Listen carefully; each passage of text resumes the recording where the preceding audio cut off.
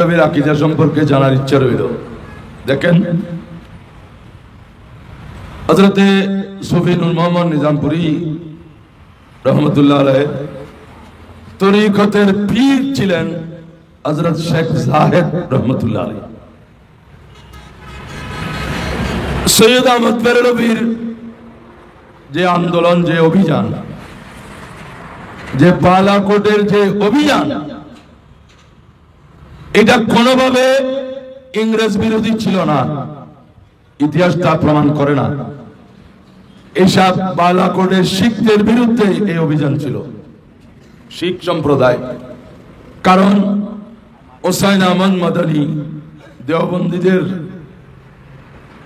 আলেম, তিনি তার আত্মজীবনী নকশে হায়াত, কিতাবের নাম নকশে হায়াত, সেখানে লিখেছেন সৈয়দ আহমদ বেরলভী যখন তার 10,000 সৈন্য সামন্ত সঙ্গী নিয়ে যাচ্ছিলেন, ইংরেজ অফিসাররা এক নৌকা, বিরাট নৌকা ভর্তি খাবার তৈরি করে সৈয়দ আহমদ বেরলভীর জন্য পাঠিয়েছেন। এখন ইংরেজের বিরুদ্ধে যুদ্ধ করতে গেলে তো ইংরেজ কি তাদেরকে জন্য খানা পাঠাবেন? এটা হয় এক। দ্বিতীয়ত, ইন্দো পাকের বেশ কিছু আলেম ওলামা প্রথম দিকে এই অভিযানের মৌলিক অবস্থা বুঝতে না পেরে গিয়েছেন, এবং সেখানে বায়াত 9 প্রকারের বায়াত আছে। বায়াতে ইমানি, বায়াতে জিহাদ, বায়াতে তরিকত, বায়াতে তাকওয়া, বিভিন্ন ধরনের বায়াত আছে। ওখানে সৈয়দ আহমদ বেরলভীর হাতে ওই অভিযানে যা বায়াত, এগুলা ছিল যে বায়াতে জিহাদ, এগুলা কোন তরিকতের বায়াত ছিল না। সৈয়দ আহমদ বেরলভী সম্পর্কে আমরা যতটুকু জেনেছি, তিনি লেখাপড়া জানতেন না, কোন লেখাপড়া জানতেন না। লেখাপড়া করার মানুষে হযরত শাহ আব্দুল আজিজ মুহাদ্দিস দেহলভী রহমতুল্লাহ আলাইহির কাছে গিয়েছিল। উলামায়ে দেওবন্দ আরওয়াহে সালাসা নামক কিতাবে বর্ণনা দিয়েছেন। তো শাহ আব্দুল আজিজ মুহাদ্দিস দেহলভী তাকে করিমা কিতাব পড়াচ্ছেন।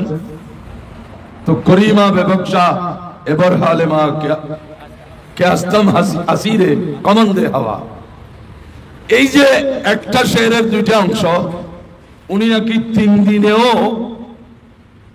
প্রথম অংশ শিখতে পারেনি, যে করিমা বেবকশা এবার হালেমা। তখন শাহ আব্দুল আজিজ মুহাদ্দিস দেহলভী বললেন যে তোমার কপালে লেখাপড়া নাই।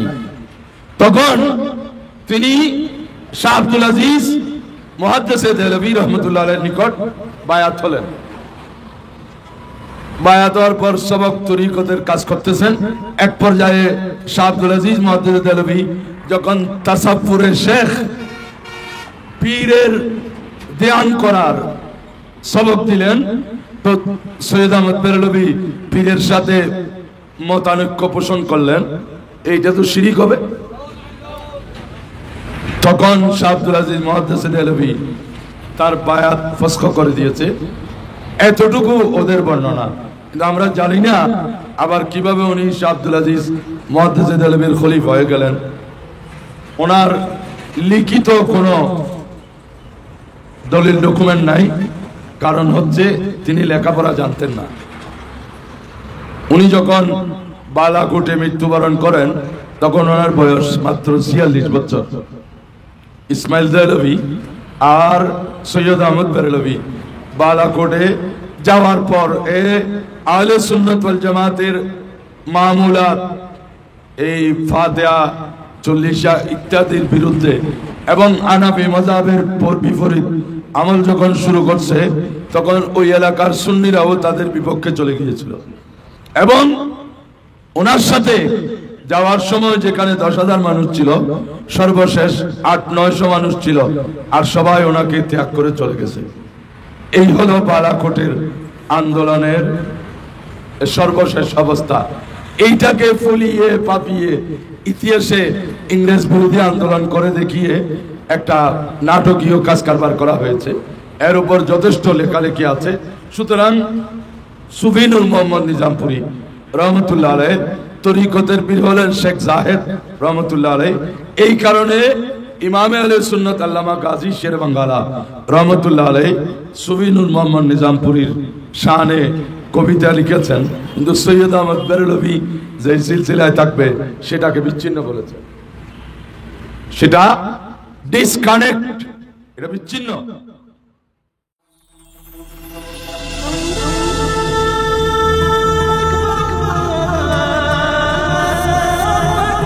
এরপরে আপনি একটা কথা বলেছেন যে যারা সৈয়দ আহমদ বেরেলভীকে কাফের বলে তার 14 বংশ কাফের। সৈয়দ আহমদ বেরেলভীকে যারা কাফের বলবে তাদের 14 গোষ্ঠী কাফের। এটা ইসলামের শরীয়ত হতে পারে না। একজন ব্যক্তি যদি আপনার বুজুর্গকে কাফের বলে আর আপনার বুজুর্গ যদি কুফরিতে লিপ্ত না হয়ে থাকে, তাহলে যে একজন মুমিনকে কাফের বললো সে শুধু কাফের হবে, ওর 14 বংশ তো কাফের হবে না। দুনিয়ার আইন হচ্ছে একজন অপরাধ করলে ওই অপরাধীকে ওই অপরাধের কারণে তাকে দণ্ডিত করা হবে, তার বাবাকে, তার ভাইকে, তার পূর্বের তার চাচাকে, তার দাদাকে অপরাধী বলা হবে না। ইসলামের ঠিক একই বিধান। যদি কোনো ব্যক্তি কোনো মুসলিমকে কাফের বলে থাকে তাহলে সে কাফের হলো, তার 14 বংশ কাফের হবে। এটা কোনো অবস্থাতেই শরীয়ত এলাও করে না। এরপরে সবচেয়ে হাস্যকর একটা কথা আপনি একটা বক্তব্যের মধ্যে বলেন যে আলা হযরত রাহমাতুল্লাহি আলাইহি, আপনি বুঝাইতে চেয়েছেন যে আলা হযরত তো এই কয়েকদিনের আগের মানে 100 বছর আগে কারামাত আলী জৌনপুরী বলছেন আলা হযরতের নানার যখন জন্ম হয়নি তখন ইনারা ছিলেন। এরপরে আপনি বলছেন যে কারামাত আলী জৌনপুরী তার জাকিরায়ে কারামতের মধ্যে উনি বলেছেন আল্লাহ যদি আমাকে আরো কিছু দিন বাঁচায় রাখেন তাহলে আমি বাংলাদেশ থেকে ওয়াহাবিয়াতের লাশ বের করে দেব। মাওলানা কারামাত আলী জৌনপুরী রাহমাতুল্লাহ জাকিরায়ে কারামতের মধ্যে লিখেছেন আল্লাহ যদি আর কিছু কাল আমাকে বাঁচান ওহাবি মতবাদের লাশ আমি বাংলাদেশ থেকে বের করে দিয়ে যাব। আপনার কথার মধ্যে তাজাদ আছে। আপনি বলছেন বাংলাদেশ থেকে ওয়াহাবিয়াতের লাশ বের করে দিব, এবং আপনি বলছেন আলা হযরতের নানার যখন জন্ম হয়নি তখনও কারামাত আলী জৌনপুরী ছিলেন। তাহলে কি বোঝা গেল? আলা হযরত 100 বছর আগে এবং কারামাত আলী তারও পূর্বের। তাহলে তো 1971 বাংলাদেশ স্বাধীন হলো। 1971 আগে তো বাংলাদেশ ছিলই না। কারামাত আলী জৌনপুরী তার জাকিরায়ে কারামতের মধ্যে বাংলাদেশ শব্দটা ব্যবহার করেননি। এটা আমার চ্যালেঞ্জ আপনার কাছে। বাংলাদেশ শব্দটা ব্যবহার করেন, কারণ এই বাংলাদেশের অস্তিত্ব ছিল না। আপনি আপনার বক্তব্যটাকে আরেকবার শুনে নিন, এবং আমি শেষে পরামর্শ দেব যে ইউনিটির জন্য যদি কিছু কাজ করতে পারেন তাহলে করুন। এমনি তো আপনার সৈয়দ আহমদ বেরেলভীর সিলসিলা যারা আছে তারাও তো আপনার উপর ক্ষেপে, আপনি আজকে একে কাফের, কালকে ওকে কাফের, পরশুদিন অমুককে কাফের, এগুলো না করে ইমাম আহমদ রেজা খান রাহমাতুল্লাহি আলাইহি এর পুরো দেওবন্দি, নজদি, পুরো ওয়াহাবি, পুরো কওমি, জামাতি, তাবলীগীরা মিলে বোর্ড বসাইছে আলা হযরতের ইবারত থেকে একটি কুফরি ইবারত বের করতে পারেনি। আর আপনার যে আমেরিকাতে বসে কালো চোখওয়ালা যে কয়টা ক্যাসেট বের করেছে এগুলো কিন্তু সব আল বেরেলভিয়া থেকে নিয়ে। এটা আলা হযরতের উপর বহতান ও তহমত। আমার বিশ্বাস আলা হযরতকে নিয়ে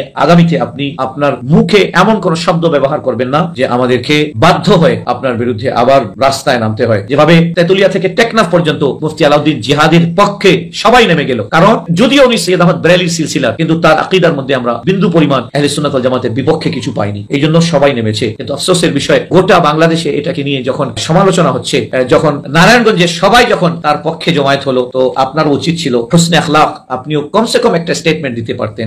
যদি মিছিলে অংশগ্রহণ না করতে পারতেন তো কমসে কম একজন আলেমকে ছাড়ানোর বিষয়ে একটা স্টেটমেন্ট দিতে পারতেন। আপনি দেননি বিধায় পুরো বাংলাদেশে এটা সমালোচনা হচ্ছে। আপনি সমালোচনাকে দাবানোর জন্য এটাকে শাক দিয়ে মাছ ঢাকার উপকৌশল করছেন। আপনি ওখানে আলা হযরতের বিরুদ্ধে নেমে আসলেন। আমার মনে হয় আলা হযরতকে নিয়ে আপনাকে আরো স্টাডি করার প্রয়োজন। আলা হযরত রাহমাতুল্লাহি আলাইহি এর মোকাবেলায়, তার বরাবরই তার মোকাবেলায় আপনি যাকে খাড়া করাবেন, আলা হযরত যদি 1400 কিতাব আলা তায়াত নববিয়া, কানজুল ঈমান, দাওলাতুল মাক্কিয়া বিল মাদ্দাতিল গায়বিয়া, হাদায়েক বখশিশ এ আলা হযরতের নাতিয়া কালাম থেকে শুরু করে আলা হযরত ফাজিল বেরেলভী রাহমাতুল্লাহ আলাইহি 1400 এর ঊর্ধ্বে যে কিতাব লিখেছেন, আপনি আলা হযরতের মোকাবেলায় যাকে আনবেন অবশ্যই তাকে কমসে কম আলা হযরতের বেশি কিতাব লিখতে হবে, আলা হযরতের চেয়ে বেশি তার যোগ্যতা হতে হবে, আলা হযরতের চেয়ে বেশি তার দ্বীনি খিদমত হতে হবে। প্রত্যেকটা মুরিদ তার পীরের ব্যাপারে বলে যে আমার পীর মুজাদ্দিদে আজম, এখন তো গৌসে আজমও বলতে শুরু করছে। আপনি যে সিলসিলা, ওই সিলসিলার গুণগান গাইলে হবে না, আপনাকে দেখতে হবে আলা হযরতকে মুজাদ্দিদ সবাই বলেছে, কাদরি বলেছে, চিশতি বলেছে, নকশবন্দি বলেছে, মুজাদ্দিদি বলেছে, আলা হযরতকে সবাই এক বাক্যে ইমাম মেনে নিয়েছে। আলা হযরতের মোকাবেলায় আপনি যাকে খাড়া করতে চাচ্ছেন তারা কি আলা হযরতের মতো কিতাব লিখেছে? আলা হযরতের মতো তারা কি দ্বীনের মধ্যে জিদ্দত নিয়ে এসেছে?